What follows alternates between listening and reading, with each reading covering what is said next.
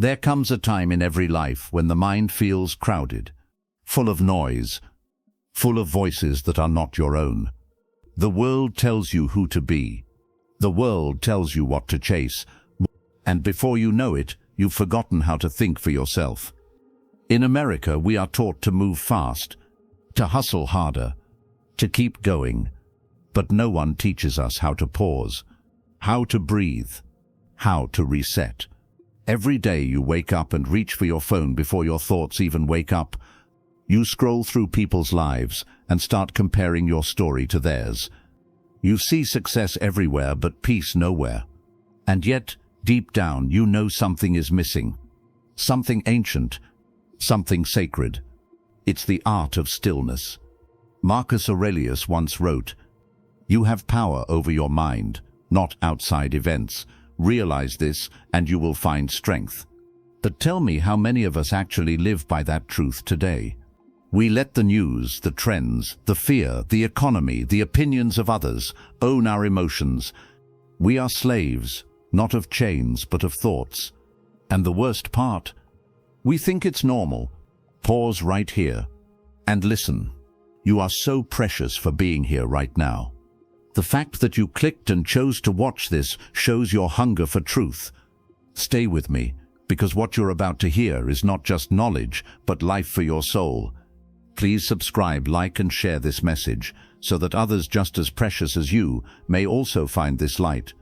Now, take a deep breath, because this is not a lesson.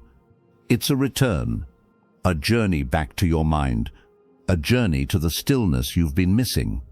Do you remember what peace feels like? Not comfort, not distraction, but true peace. That silence in your chest when you stop fighting life. When you stop chasing the future and finally sit in the presence of now. In America, we have built an empire of achievement. We build taller buildings, faster cars, smarter phones, but our hearts, they are heavier than ever. We are surrounded by everything except meaning. And no matter how far technology evolves, the soul still craves simplicity. The spirit still longs for stillness. Seneca once said, "It is not that we have a short time to live, but that we waste much of it." Think about that. Time is not your enemy. Distraction is. The mind that cannot sit in stillness cannot see truth.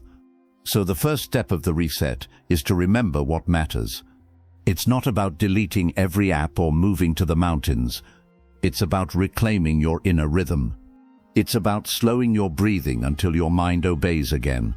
It's about learning to sit in silence and realize you are already complete. You've been running after happiness as if it lives somewhere in the future. But happiness has always been here, waiting for you to stop running, waiting for you to look within. In ancient Rome, the Stoics didn't live for fame. They lived for peace. They saw every challenge, every insult, every failure, not as punishment, but as preparation. And that is what America needs again today. Not more comfort, but more courage. Not more opinions, but more wisdom. Epictetus said, "It's not what happens to you, but how you react to it that matters." Yet how often do we give our reactions away? Someone disagrees with us, we rage. Someone succeeds, we envy. Someone fails us, we close our hearts. And so the soul becomes like a city after war, broken, loud, restless. But here's the truth. You were not born to be restless. You were born to be rooted. You were born to be calm, even in chaos. You were born to lead your mind, not follow your fears.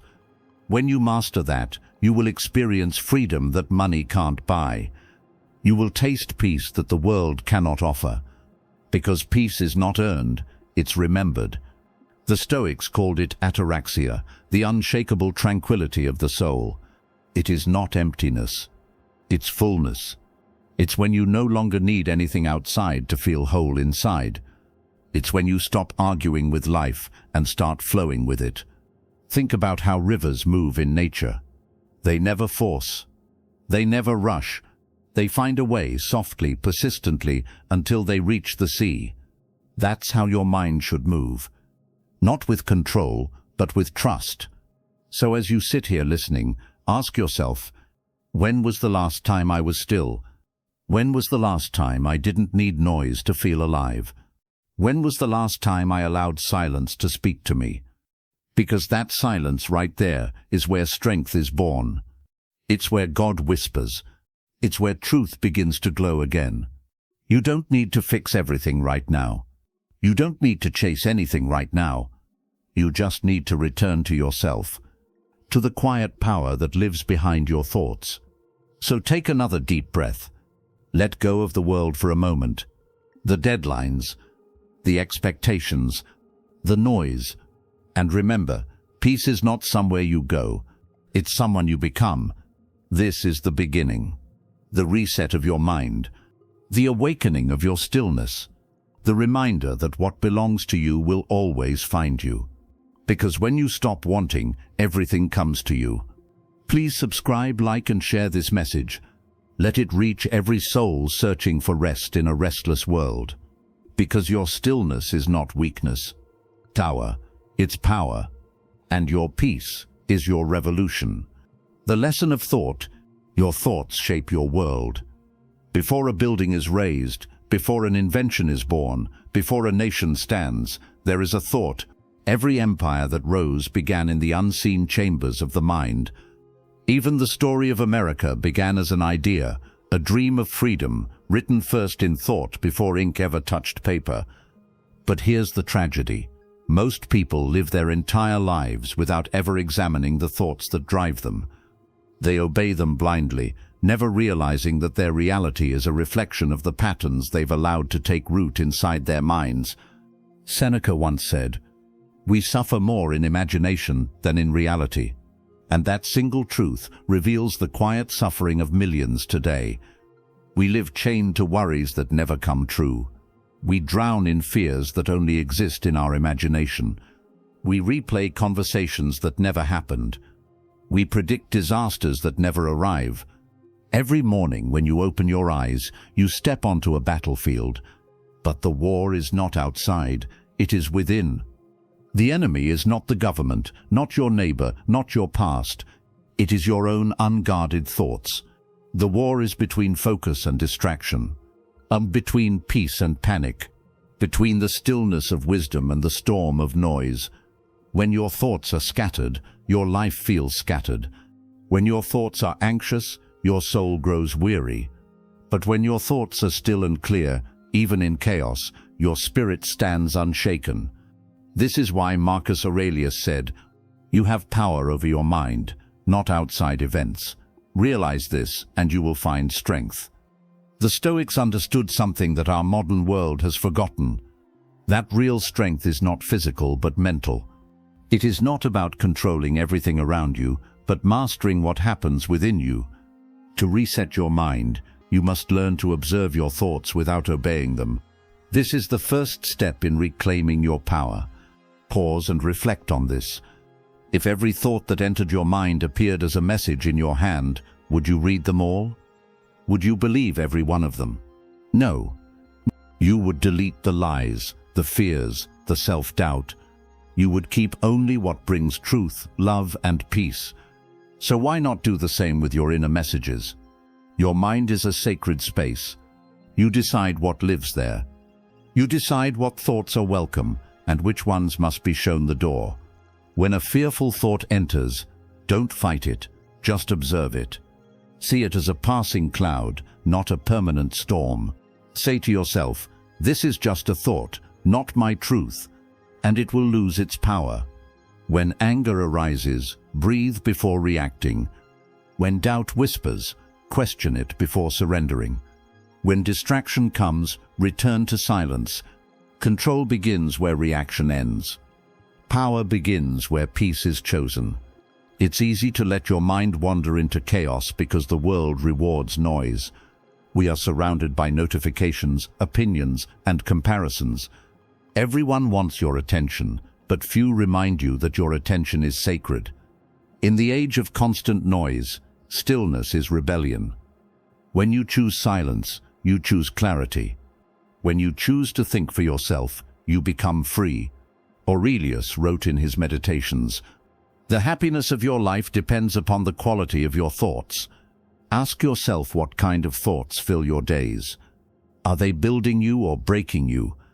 Are they drawing you closer to peace or deeper into anxiety? Remember, thoughts are seeds. Whatever you plant repeatedly will grow. If you sow thoughts of gratitude, peace will bloom. If you sow thoughts of fear, chaos will follow. So guard your garden. Be mindful of the seeds you plant every day through what you read, what you watch, and what you say to yourself. You cannot build a peaceful life with a restless mind. The Stoics practiced something called premeditatio malorum, the premeditation of evils. They imagined possible challenges, not to fear them, but to prepare for them with calm. They taught that wisdom is not about avoiding hardship, but meeting it with the right thought. You cannot stop storms from coming, but you can train your mind to remain steady. Because when your mind is steady, no storm can destroy you. The mind is like a lens. When it's clouded by emotion, everything looks distorted. But when it's clean and still, truth becomes visible again. And truth is what sets you free. Do not be afraid of your thoughts. Observe them, question them, and renew them daily. Choose to feed your mind with what is noble, pure, and eternal. Philippians 4:8 reminds us, "Whatever is true, whatever is honorable, whatever is just, whatever is pure, whatever is lovely, think on these things." That is how you reset your mind. That is how you return to yourself. Not by escaping your thoughts, but by mastering them. By watching them pass, like leaves floating on the river of your awareness. By knowing that you are not the river, you are the sky above it, vast and unchanging. So today, make this your declaration. I will no longer be ruled by fear, by doubt, or by distraction. I am the keeper of my mind, and I choose peace. Because once you master your thoughts, you master your life. And once you master your life, the world itself becomes still. Please subscribe, like, and share this video. Let this message remind others that the greatest power they will ever have is the power to think clearly. The lesson of stillness. America runs on motion. Always forward, always faster. The heartbeat of cities echoes with engines, screens, deadlines, and dreams that never stop moving. But motion without direction is chaos. And a life that never pauses forgets what it means to truly live. We are taught from childhood to run, to achieve, to perform, to chase. But few are ever taught how to be still. Stillness sounds unproductive to a world addicted to doing. Yet every great thinker, every great leader, every great soul who ever found wisdom found it in stillness. Marcus Aurelius reminded himself each morning, "Be like the rock against which the waves continually break." He knew the waves of life would always come. Noise, distraction, emotion, pressure, pain. But the mind that remains unmoved becomes a fortress of peace. The waves are the noise. You, the mind, are the rock. Stillness is not laziness. It is leadership of the soul. It is the command center where wisdom speaks and truth is heard. When you are still, you hear things that busy people miss. You feel the guidance of God whispering, "Be still, and know that I am God." Psalm 46:10. In stillness, you remember what matters. You remember that your worth is not in how much you achieve, but in who you are becoming. You remember that peace is not the absence of movement, but the presence of meaning. The Stoics called it ataraxia, tranquility of the soul. It was not about escaping the world, but mastering yourself so deeply that nothing outside could shake what was inside. This is stillness, to remain calm even when the world shakes. Most people today confuse movement for progress. They rush from one task to another, one goal to another, one screen to another. But where are they going? Their bodies move, but their minds are lost. Stillness is not the enemy of progress, it is the source of it. Without stillness, your direction fades. Without stillness, your spirit dries. Stillness is what resets what the world has scrambled. You don't need more motivation. You don't need another podcast, another speech, another plan. You need more silence. Because silence is where your real answers live. Silence is where the noise of others ends and the voice of God begins. Turn off the noise. Put down your phone. Step away from the noise that keeps convincing you that you're behind. You are not behind. You're distracted. The world shouts, but truth whispers. And you can only hear whispers in stillness. Think of Jesus.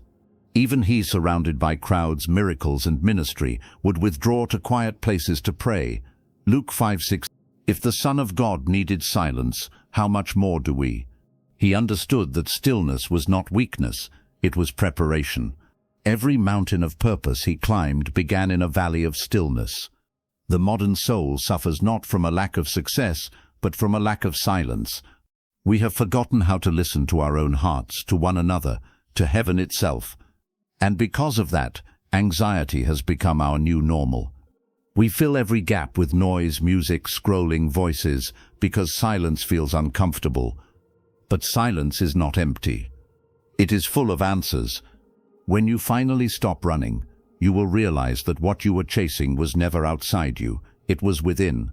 Peace was not at the finish line, it was in the pause. The mind that can rest in the middle of motion is the mind that wins the war of life. Marcus Aurelius once said, "Nowhere you can go is more peaceful, more free of interruptions than your own soul." That is the invitation of stillness, to come home to yourself. To realize that no matter how fast the world moves, your peace is portable. You can carry it anywhere. Stillness is where clarity is born. In the still moment, decisions become simple. In the quiet hour, perspective returns. In the pause, you hear the sound of your own purpose breathing again.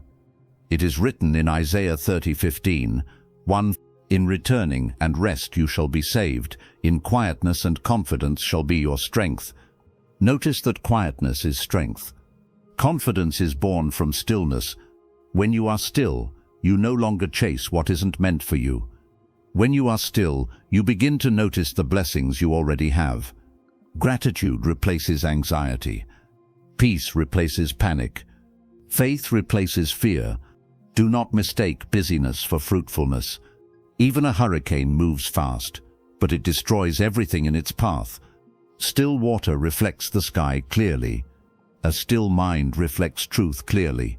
So, slow down. Stop running for a moment and listen. The answers you've been praying for are waiting in the silence. The strength you've been searching for is hidden in rest. Breathe. Let the waves crash, but stay the rock. Let the world rush, but stay still. Because stillness is not weakness, it's power under control. When you learn to be still, you no longer react, you respond. You no longer panic, you perceive. You no longer chase, you attract. Stillness gives you the wisdom to move when it's time, and the courage to wait when it's not. That is the secret of peace in a restless world. That is the lesson of stillness. Subscribe, like, and share this video. Remind someone today that they don't need to run faster. They just need to be still long enough to remember who they are. The lesson of acceptance. Epictetus taught, "Do not wish for things to happen as you wish, but wish for them to happen as they do, and you will live serenely." That is acceptance.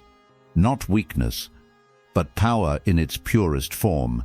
In America, people are trained to control everything. Their careers, their image, their future, their outcome.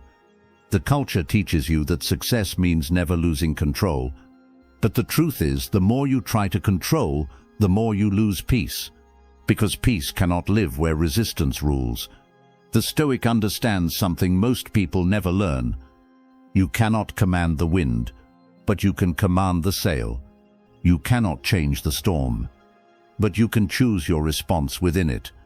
Acceptance is not surrender. It is intelligent alignment. Resetting your mind begins with surrendering the illusion of control. Because life is not your enemy, it is your teacher.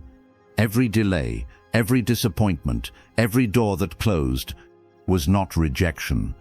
It was redirection. When you stop fighting life life starts guiding you. When you stop asking why me and start asking what is this teaching me, everything begins to make sense. The Stoics did not pray for an easy life. They prayed for the strength to endure a difficult one with grace. They knew that peace was not found in changing the world, but in changing the way they saw it. In America, the message is often, never give up, never quit, push harder. But wisdom says, sometimes peace begins when you do stop pushing. Because not every battle is meant to be fought, and not every mountain is meant to be climbed. Some are meant to be observed, understood, and accepted. Think of a river. It never forces its way through stone, it moves around it. It finds flow through surrender. That is what acceptance is, movement through wisdom, not resistance. It does not mean doing nothing. It means doing the right thing without fear of what comes next. Jesus himself modeled this. In the Garden of Gethsemane, when he prayed, "Father, not my will, but yours be done." Luke 22:42. That was not defeat. That was divine acceptance. The highest power a human can have, trust in divine order. And that is what Stoicism teaches at its core. The universe is not against you. It is working through you. Your task is not to rewrite its laws, but to align yourself with them. When you accept life, peace enters. Because resistance multiplies pain, but acceptance transforms it into understanding. Let's be honest. In America, people are taught to fix, plan, and perfect everything. We measure worth by productivity. We chase comfort in control. Yet control is an illusion. Even the strongest storm reminds us we are small. We are travelers in a vast design. But that's not something to fear. It's something to trust. When you finally learn to release, you begin to receive. Because the universe cannot fill hands that are clenched in control. Let go of the noise. Let go of the guilt. Let go of the race. Because peace comes to those who make room for it. Seneca once said, "No man is free who is a slave to his emotions." And that includes the emotion of control. We hold on because we are afraid. Afraid to trust. Afraid to let go. Afraid to fall. But faith is the art of falling and discovering you were never alone. You were carried the whole time. The Stoic mind sees every event as material for strength. It does not ask for comfort, it asks for clarity. Because clarity reveals that life's detours were never mistakes.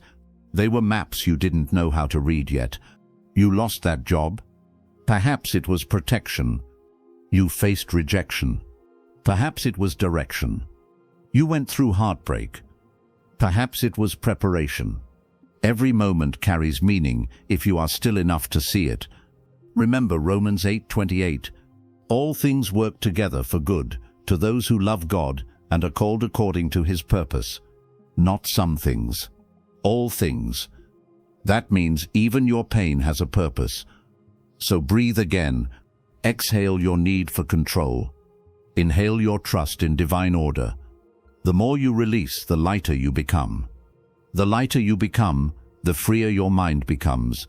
You cannot pour peace into a heart full of resistance, so empty yourself. Not of hope, but of the illusion that you must hold the pen of destiny. Because the author of life writes better than you ever could. Think of the American eagle. It soars not by fighting the wind, but by trusting it. It spreads its wings and rides the current. That's acceptance in motion. Power without panic. Faith without force. Let life carry you. Let the current of grace move through you. Stop gripping what was meant to pass. Stop replaying what's already gone. Start trusting what's unfolding. The Stoics believed that everything happens according to nature's reason, logos. That reason is divine order. You may not always understand it, but you can always trust it.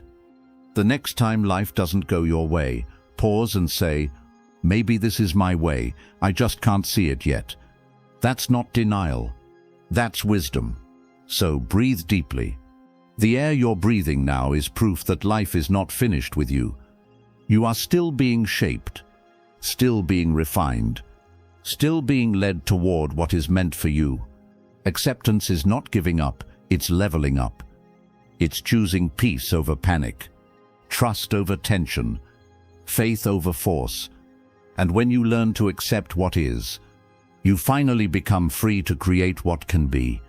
Please subscribe, like and share this video, because someone out there is still fighting a battle they could have already surrendered to peace.